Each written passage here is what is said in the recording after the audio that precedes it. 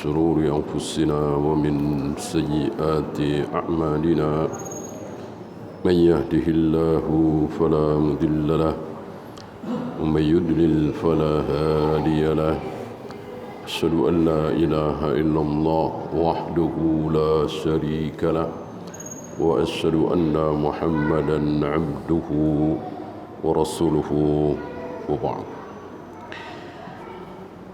Kita sampai hadis kedua, wa'an ummil mu'minin, dari ibunya orang-orang mukmin. Ini laqab, panggilan, gelar untuk istri-istri Nabi sallallahu alaihi wasallam. Seluruh istri Nabi menjadi ibunya kaum muslimin. Maka janda-janda Nabi haram dinikah oleh siapapun. Ketika Nabi wafat, seluruh istri-istri beliau haram dinikahi oleh siapapun, karena seluruh kaum muslimin dianggap anak mereka. Kan tidak boleh anak nikah dengan ibunya, mahram kan? Di sini jawaban orang yang mengatakan bahwa boleh safar tanpa mahram. Mana dalil? Aisyah sepeninggal Nabi, sepeninggal Abu Bakar, bahkan sepeninggal Umar, pernah satu ketika Aisyah pergi haji tanpa mahram, tanpa ayah beliau sudah wafat, tanpa abang, tanpa suami beliau Rasulullah sudah wafat, beliau tanpa mahram. Dari situ sebagian ulama berpendapat berarti boleh safar tanpa mahram. Kan tidak mungkin Aisyah melanggar dalil. Mereka lupa bahwa seluruh laki-laki yang berhaji bersama beliau, bersama Aisyah adalah mahram beliau, putra beliau, karena beliau dianggap ibu. Ya. Maka ulama yang berpendapat bahwa boleh wanita safar tanpa mahram lemah sekali pendapatnya. Yang kuat wajib, bahkan taruhannya beriman kepada Allah dan hari akhir.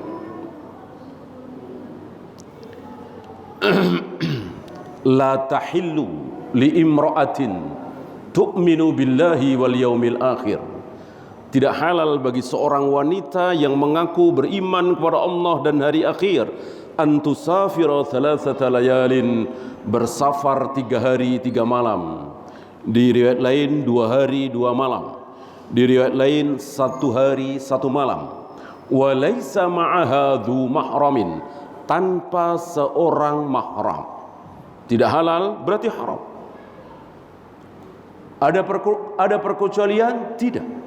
Kecuali daruri tentunya, masalah nyawa, masalah darah, berdarah-darah ya.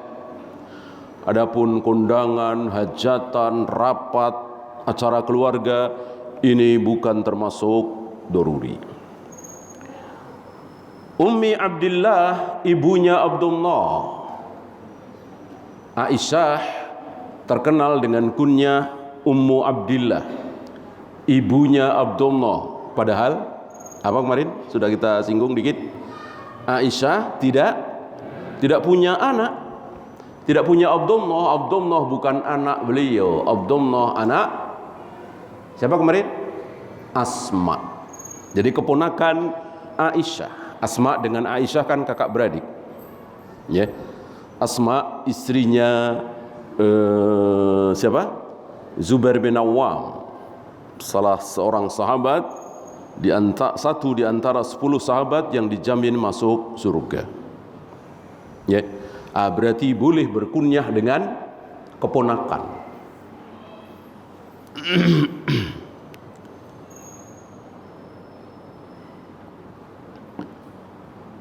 Qalat, Aisyah berkata, Qala Rasulullah sallallahu alaihi wasallam, Rasulullah sallallahu alaihi wasallam bersabda, yaghzu jaisun al-Ka'bata. Di sini memakai fiil apa? Madhi apa mudhari? Ya, mudhari. Berarti yang akan datang, yang sedang atau yang akan datang. Ini yang akan datang, berarti belum. Berarti akan ada jais. Apa jais? Juyush. Sekelompok pasukan yang akan yaghzu, menyerang, merusak al-Ka'bata, Ka'bah. Akan ada sekelompok pasukan, ribuan pasukan yang akan menyerang Ka'bah. Apakah kejadian ini sudah? Nanti kita lihat. Sepertinya belum. Melihat dari sifat-sifat pasukan ini, belum.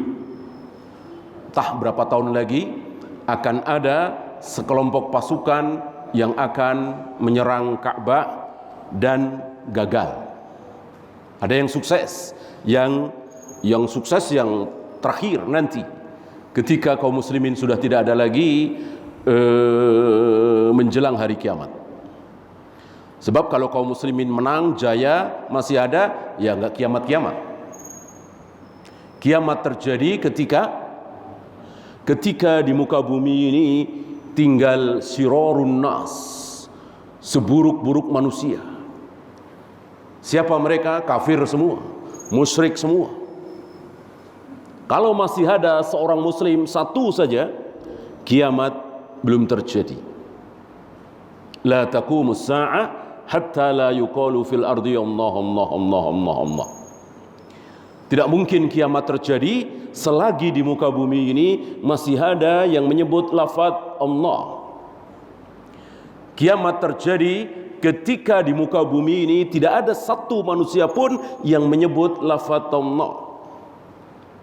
Jangankan bismillah, jangankan astagfirullah, jangankan la ilaha illallah, lafaz Allah saja sudah tidak ada. Kayak apa buruknya manusia hari itu.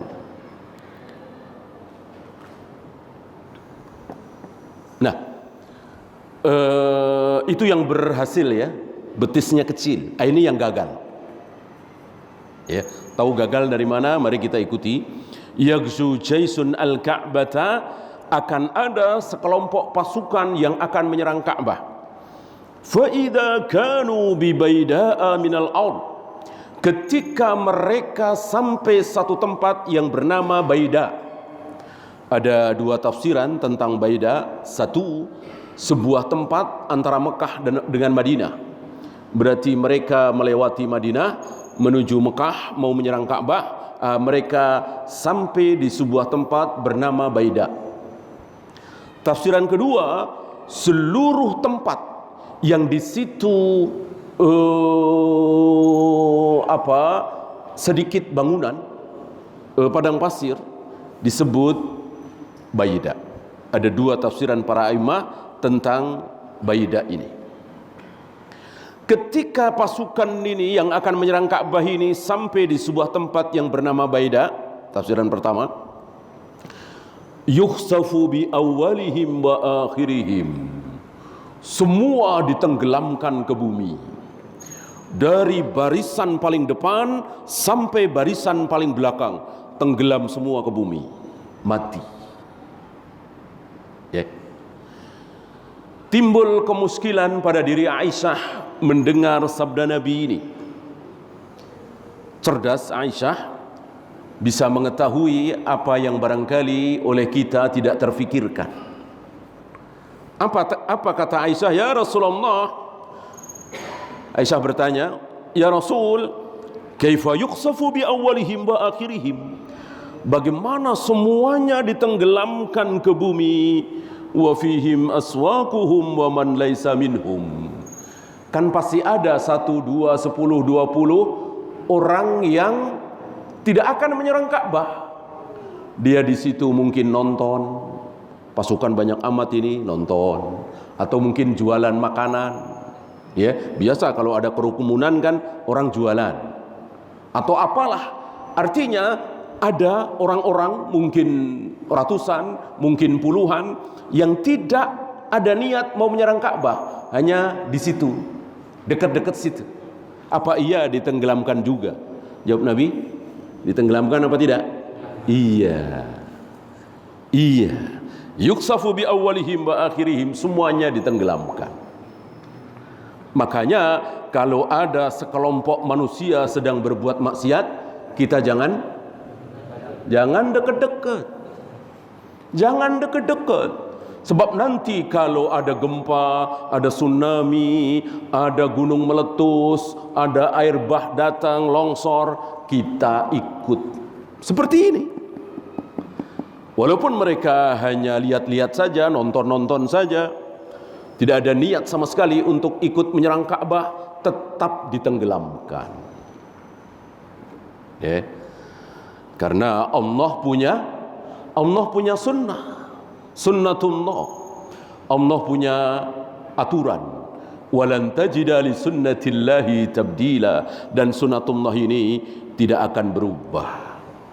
Apa salah satu sunnatullah? Ketika banjir, ketika tsunami, ketika tanah longsor, maka tidak pilih-pilih. Ya, mau rumahnya orang beriman, mau rumahnya orang kafir, ya diterjang banjir kalau memang itu terlewati banjir. Mau rumah seorang ulama atau rumah seorang pelacur, ya terkena gempa. Gitu ya. Kalau toh ada satu dua gubuk reot, atau taruhlah masjid atau musola reot selamat, itu satu dua. Allah ingin menunjukkan kekuasaannya, bukan menjadi sebuah aturan. Ketika terjadi gempa bumi, tsunami, yang namanya musola, masjid nggak mungkin roboh, nggak ada seperti itu. Nggak ada aturan seperti itu. Yang ada aturan sesuai sunnatullah. Dindingnya kuat, pondasinya kuat, insya Allah tidak roboh. Walaupun rumah milik ahli maksiat, pondasinya tidak kuat, dindingnya cuman bilik, ya roboh. Walaupun itu musola, tempat ibadah. Kenapa? Karena ini masih di dunia, memakai sunnatullah. Ya. Di sini kita tidak boleh mentang-mentang. Saya kan soleh, saya kan jarang ketinggalan sholat berjamaah, saya kan rajin baca Al-Quran. Mosok saya dagang nggak laris? Mosok sih Allah bikin dagangan saya nggak laris? Dia dagang suka-suka dia.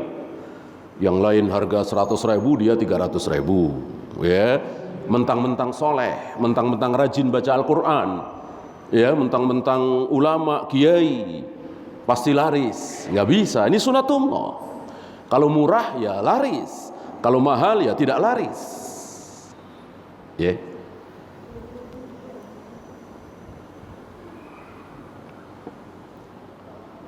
Oleh karena itu, ketika Allah akan mengazab umatnya Nabi Lut malam itu, Nabi Lut dan sahabat-sahabatnya disuruh apa? Disuruh meninggalkan negeri Sodom itu, ya, sebelum subuh. Kan bisa saja Allah maha pandai, Allah maha kuasa, udah nggak usah pergi. Batu-batu yang turun dari langit bisa memilih mana ini kepalanya Nabi Lut, mana ini kepalanya orang-orang ahli maksiat. Allah perintahkan untuk tidak menimpa orang-orang soleh. Mudah, tapi nggak mau. Allah punya sunnatullah yang tidak akan berubah. Walan tajida li sunnatillahi tabdila. Sunnatullah tidak akan berubah. Maka walaupun Nabi Lut masih berlaku sunnatullah, tinggalkan dulu negeri maksiat ini sebelum subuh. Dan jangan menengok ke belakang. Istrinya menengok ke belakang karena memang ada rasa kecintaan kepada ahli maksiat itu. Maka binasalah dia, dan selamatnyalah Nabi Lut dan sahabat-sahabatnya yang beriman. Ya. Nabi Lut saja masih berlaku sunnatullah, apalagi kita. Maka sekali lagi, dalam usaha, dalam jualan, dalam berdagang dan seterusnya, ikuti sunnatullah. Jangan mentang-mentang. Ya. Bahwa Allah akan melapangkan rizki kita ketika kita rajin sedekah, betul. Bahwa Allah akan melapangkan rizki kita ketika kita rajin silaturahim, betul. Ketika kita berdoa, betul. Tapi jangan lupa sunnatullah tetap berlaku. Ya. Itu di dunia, ambles semua, mati semua. Walaupun tidak ada niat mau menyerang Ka'bah. Tapi bagaimana di akhirat? Di akhirat beda.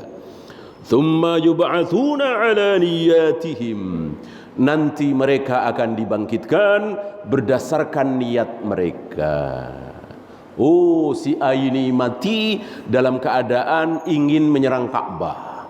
Si B ini mati dalam keadaan tidak akan menyerang Ka'bah, walaupun mereka berdua sama-sama senasib ambles ke bumi itu. Ya. Karena seseorang kelak akan dibangkitkan dalam keadaan bagaimana dia mati. Ya. Maka ada orang yang dibangkitkan dalam keadaan statusnya sebagai mati sedang minum khamar, mati sedang baca Al-Quran, mati sedang sujud, mati sedang korupsi, mati sedang berbuat maksiat. Ya. Dan biasakan kita berbuat taat. Karena biasanya seseorang akan dimatikan oleh Allah dalam keadaan keseharian dia. Ya. Maka jarang kita temui seorang ahli maksiat lalu dia baru coba-coba sholat, mati dalam keadaan sholat. Ini tidak mustahil, tapi jarang kita dapati. Orang-orang saudara-saudara kita yang mati dalam keadaan sholat, kita lihat bagaimana kehidupan mereka sehari-hari. Karena bertahun-tahun dia menjaga sholat berjamaah, bertahun-tahun dia menjaga jangan sampai tertinggal salat berjamaah. Allah matikan dia dalam keadaan sujud misalnya. Ya. Ya. Muttafaqun alaih. Di sini sahih riwayat Imam Bukhari dan Muslim. Ada lumayan banyak ini, ada 5 fawaid. Yang pertama,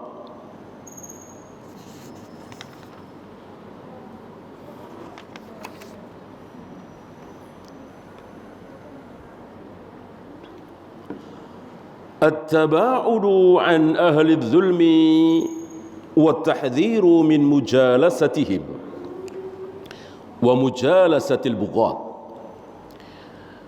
Perintah menjauhi orang-orang zalim. Jadi kalau ada orang zalim sedang berbuat zalim, jangan dekat-dekat. Sedang berbuat zalim, ya. Sedang berbuat maksiat, bukan status dia.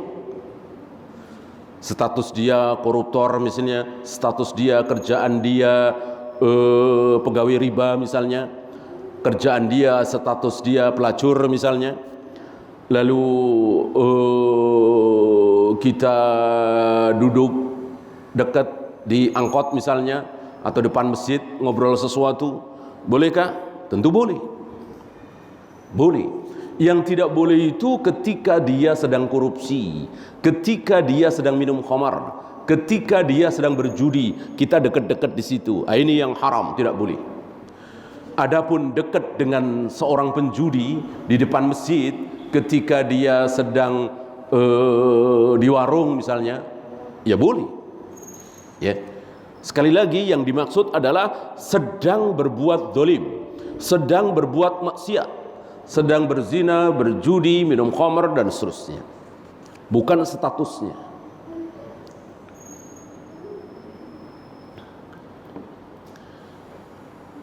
Wa mujalasatil bughat, begitu juga bughat. Tahu bughat? Bughat sering disebut akhir-akhir ini, terutama ketika terjadi pergolakan di daerah-daerah, itu namanya bughat.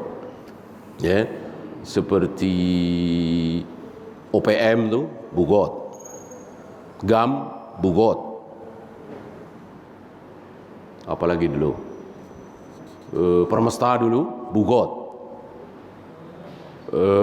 RMS bugot, DI, TII bugot, mau mengatasnamakan Islam, mau mengatasnamakan kafir ketika memberontak terhadap pemerintahan kaum muslimin.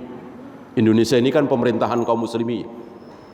Beda dengan Jepang, Jerman, Inggris, Prancis, itu pemerintahan kafir. Indonesia pemerintahan Islam. Indonesia, Malaysia, Brunei, Yaman, Saudi, Mesir, ini pemerintahan kaum muslimin. Ya. Pernah presiden Indonesia kafir? Belum. Sama dengan pemimpin Saudi, raja Saudi, presiden Mesir, ya, Malaysia, nggak ada yang kafir. Muslim semua. Beda dengan Jepang, Inggris, Prancis, Jerman. Presidennya pernah muslim? Nggak ada, kafir semua. Ya. Maka negara kafir itu. Jepang, Amerika, Inggris, Prancis, Jerman itu negara kafir. Indonesia bukan negara kafir. Kalau Indonesia negara kafir, haram kita tinggal di Indonesia.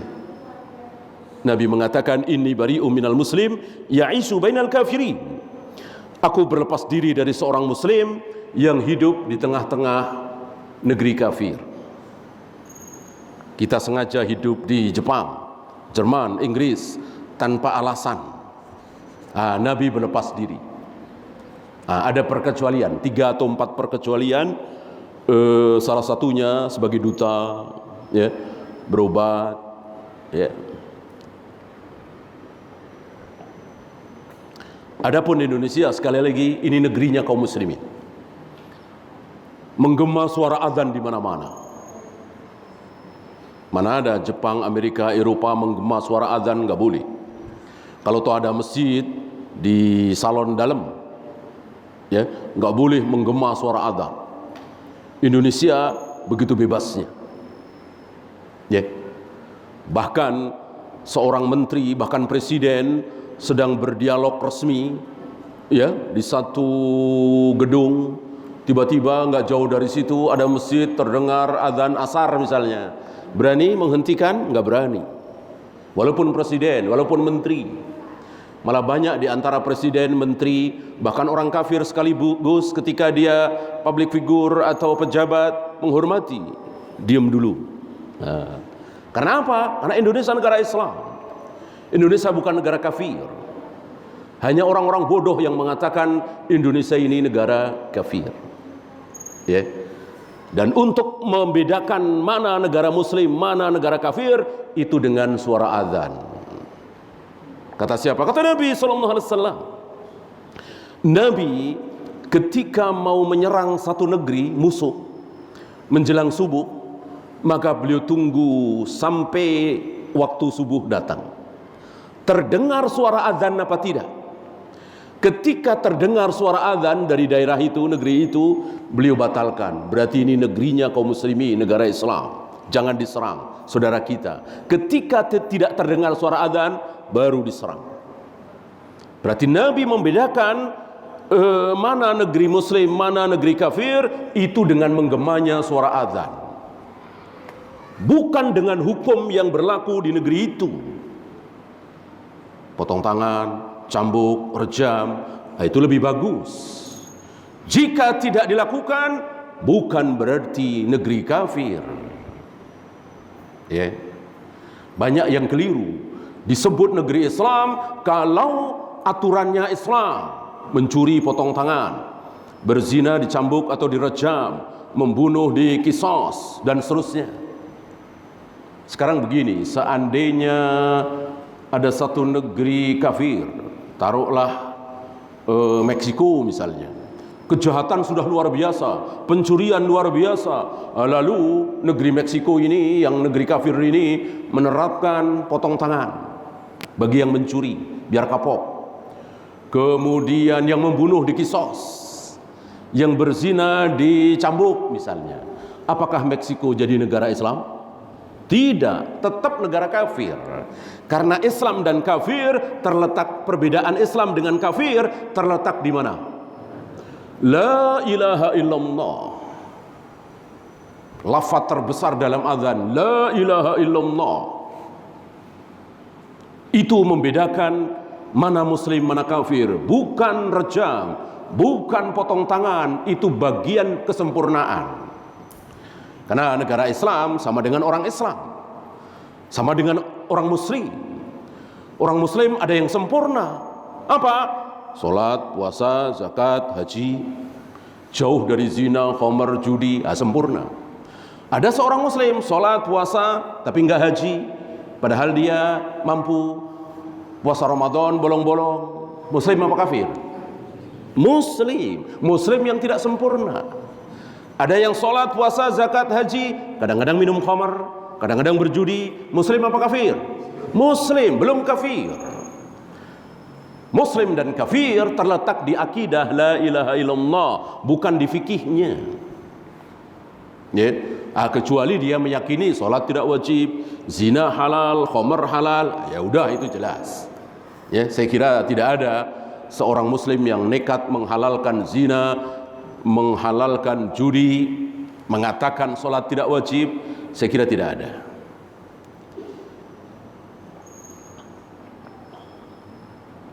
Kalau toh ada, sedikit sekali dan sudah keluar dari Islam tentunya kalau dia sadar.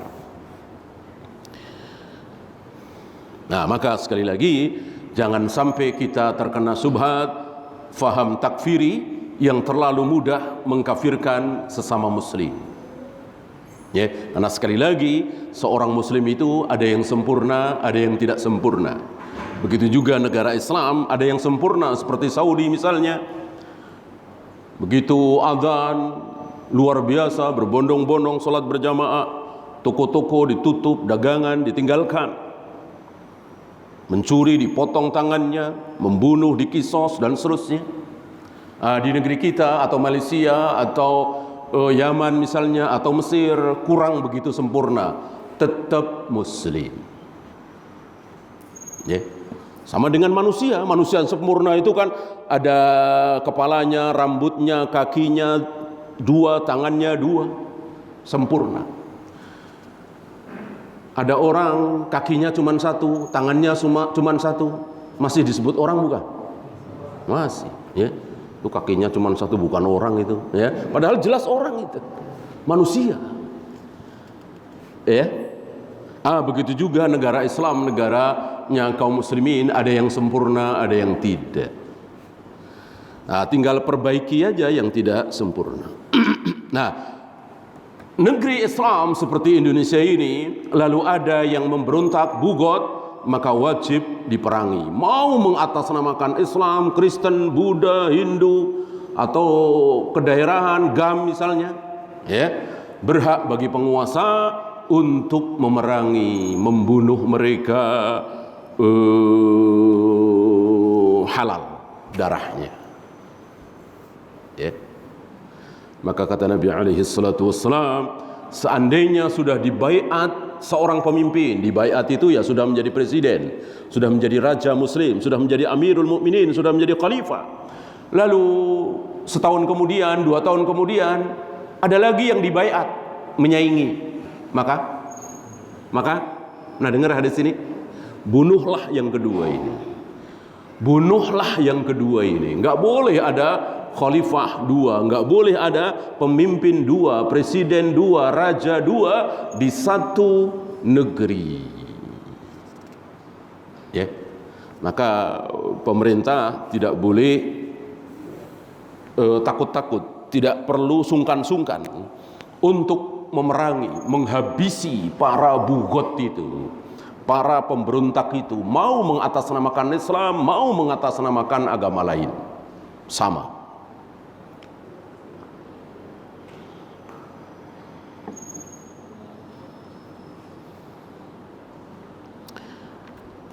Saya pilihkan beberapa saja mengingat waktu. Al-a'malu tu'tabaru bi niyyatil 'amil. Amal-amal itu akan ditulis, akan diberi pahala sesuai dengan niat dia, niat seseorang. Seperti kita bahas kemarin, ada niyatul amal, ada niyatul ma'mum. Ada orang yang salat diberi pahala 1000 misalnya. Ada lagi di sebelahnya salat sama-sama 2 rakaat diberi pahala 1.000.000 misalnya. Itu tergantung niatnya, dia salat apa. Kan ibadah-ibadah ini berbeda keutamaannya. Apakah qobliyah subuh sama dengan qobliyah duhur? Beda kan? Beda. Apakah salat maghrib sama dengan salat asar? Beda kan? Keutamaannya berbeda. Sama-sama wajib? Iya. Keutamaannya berbeda. Ada dalil barang siapa yang tidak salat maghrib hapus amalnya? Ada? Tidak ada. Yang ada salat asar. Man taraka salatal asri habita amaluhu.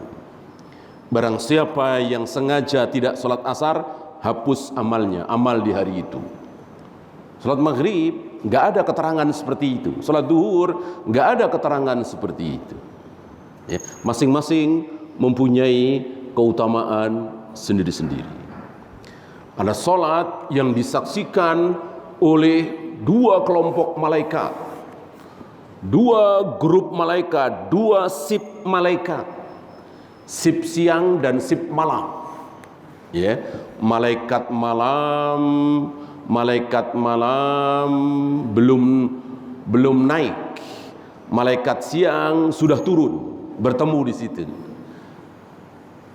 Bertemunya ngapain? Menyaksikan orang-orang yang sedang berjamaah salat subuh. Ya. Itu yang dimaksud dengan inna Qur'anal fajri kana mashhuda. Bacaan subuh yang dimaksud salat subuh itu disaksikan oleh apa? Oleh ribuan malaikat, 2 kelompok malaikat, malaikat siang dan malaikat malam. Kan malaikat itu bergantian, malaikat siang, malaikat malam. Ya, malaikat siang ya tentu dia berada di muka bumi ini di siang hari. Malaikat malam dia berada di muka bumi ini di malam hari.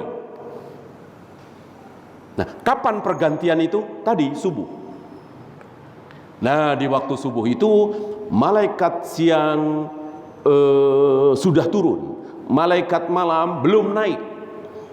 Berarti ketemu di situ, di pergantian sip itu, menyempatkan diri menyaksikan orang-orang yang berjamaah salat subuh. Ini sabda Nabi SAW. Kita imani apa adanya, jangan kita otak-atik, jangan kita tolak dengan akal kita yang sangat terbatas. Akal kita yang sangat terbatas akan bertanya, itu subuh di mana ya? Nah, di Jakarta apa di Medan? Kan beda waktunya. Jakarta sama Medan. Apalagi Jakarta dengan Saudi, beda 4 jam. Itu subuh di mana? Nah, ini akal kita terlalu cetek.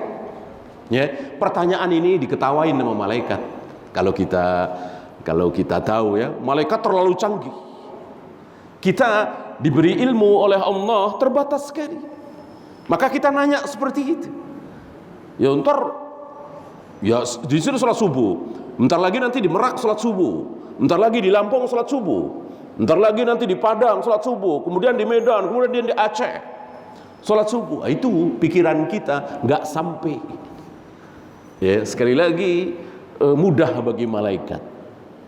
Ya, maka sudah kalau ada berita gaib dari langit keluar lewat lisan Nabi SAW, sudah sami'na wa ata'na.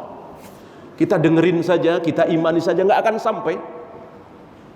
Ya, dan itu satu di antara sekian banyak yang kita nggak sampai. Ya, malaikat maut pencabut nyawa, gimana caranya? Malaikat maut ada berapa? Ada 1, tidak 2, tidak 3, tidak 4, cuman 1. Akal kita nggak akan sampai gimana cuman 1 malaikat di menit yang sama, bahkan di detik yang sama, mencabut sekaligus beberapa nyawa, satu di Prancis sana, satu di Parung Serap misalnya, kan jauh banget itu, ya. Apa nggak bingung itu? Nah itu kita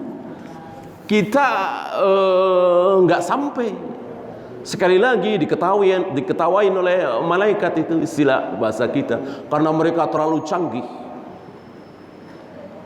Ya, kita terlalu terbatas. Nah, banyak dari kita yang sombong. Sudah dikasih ilmu terbatas, akalnya cetek. Kan masih ingat waktu kita bahas kemarin air yang menempel di paruh burung itu, ya? Itu ilmu yang Allah berikan kepada seluruh manusia. Sementara samudra yang sangat luas itu, ilmu Allah yang Allah belum berikan kepada manusia, tidak diberikan kepada manusia.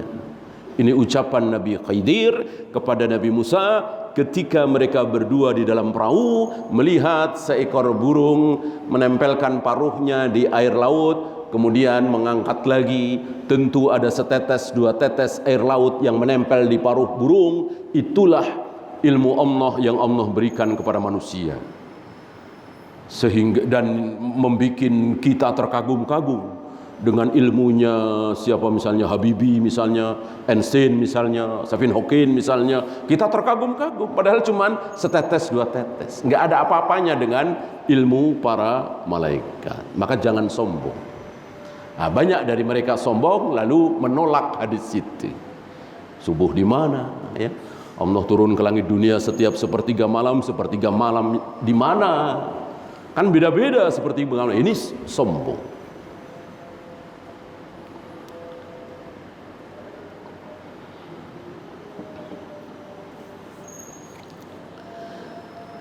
Ikhbarur Rasuli sallallahu alaihi wasallam bil mugibat. Rasul sallallahu alaihi wasallam mengkhabarkan, memberitahukan hal-hal yang gaib. Apakah dengan demikian Rasul mengetahui hal yang gaib? Rasul mengetahui ilmu gaib? Tidak. Loh, ini kan tahu, ia diberitahu oleh Allah. Kalau Allah tidak ngasih tahu, nggak tahu beliau. Nggak tahu. Ya. Jangankan orang lain, ya. Dibohongi sama dua istrinya, beliau nggak tahu. Beliau nggak tahu, ya. Beliau pernah dibohongi oleh dua istrinya, kan? Peristiwa apa? Masih ingat? Peristiwa madu. Ya. Ketika biasa beliau habis asar sampai menunggu maghrib, kan beliau mengunjungi istri-istri beliau. Ya. Nah, satu ketika beliau pas di giliran Maria Al-Kipti yang dari Kipti disuguhi madu. Nah, setelah Maria, Aisyah, ya, ditunggu oleh Aisyah lama sekali, nggak keluar, nggak datang gitu. Karena memang disuguhi madu, kesukaan Nabi minum madu, ya mungkin agak lama. Aisyah, ya namanya istri, ya, agak jengkel, maka membohongi Nabi. Ya, dan agar Nabi yakin, Aisyah ngajak Hafsah untuk bohong bahwa mulutmu ya Rasul bau magofir. Magofir itu minuman waktu itu yang aromanya tidak sedap, ya. Sementara Nabi paling tidak suka makanan minuman yang tidak sedap. Ya, beliau tidak mengharamkan tapi nggak suka. Ya, nggak kayak kita, ya, yang bau-bau suka, jengkol, pete, durian, ya. Ya, tapi halal. Nabi nggak suka walaupun halal. Enggak, aku minum madu. Gitu. Nah, sekali habis ke Aisyah, Hafsah diajak oleh Aisyah untuk berbohong juga. Ya Rasul, mulutmu bau magofir. Tambah kaget, tambah yakin. Berarti benar ini magofir. Maka Nabi mengharamkan madu. Turun surat At-Tahrim itu. Ya, ini dibohongi oleh istrinya, nggak tahu. Berarti nggak tahu hal yang gaib, nggak tahu ilmu gaib. Bagaimana hari ini ada seorang ustadz, kiai, ulama manapun tahu hal yang gaib. Ya tahu semua. Pokoknya asal nanya sama dia yang nyuri siapa, dia pasti tahu. Ya. Bajunya merah misalnya. Pulangnya ke arah sono gitu ya. Tapi enggak juga sebut si Anu itu enggak berani dia. Nah, begitulah yang mengaku-ngaku tahu hal yang gaib. Nabi aja enggak tahu. Kalau diberitahu oleh Allah baru beliau tahu. Ya. Maka beliau diwajibkan oleh Allah untuk mengatakan, "Lau kuntu a'lamul ghaiba." Seandainya aku mengetahui ilmu gaib, lastaksartu minal khair. Pasti aku akan memperoleh kebaikan terus. Wa ma massani yasu, aku tidak pernah memperoleh keburukan. Sementara berapa kali beliau memperoleh keburukan, sakit, terjungkal dari unta yang tiba-tiba ngamuk bersama istri beliau Sofia. Kalau beliau tahu ilmu gaib sebelum naik unta, tahu ini unta ini bakal ngamuk, jangan naik. Beliau nggak tahu. Ya, beliau kalah dalam perang Uhud. Kalau beliau tahu hal yang gaib sebelum perang Uhud, jangan berangkat karena akan kalah. Dan seterusnya dan seterusnya. Nah, apa yang beliau ucapkan hal-hal gaib seperti diantaranya kisah tadi yang akan menyerang Ka'bah tadi, itu hanya diberitahu oleh Allah. Bukan beliau ngarang-ngarang, berpikir sendiri, ngotak-ngatik, tidak. Allah kasih tahu lewat Jibril, beliau ucapkan. Ya.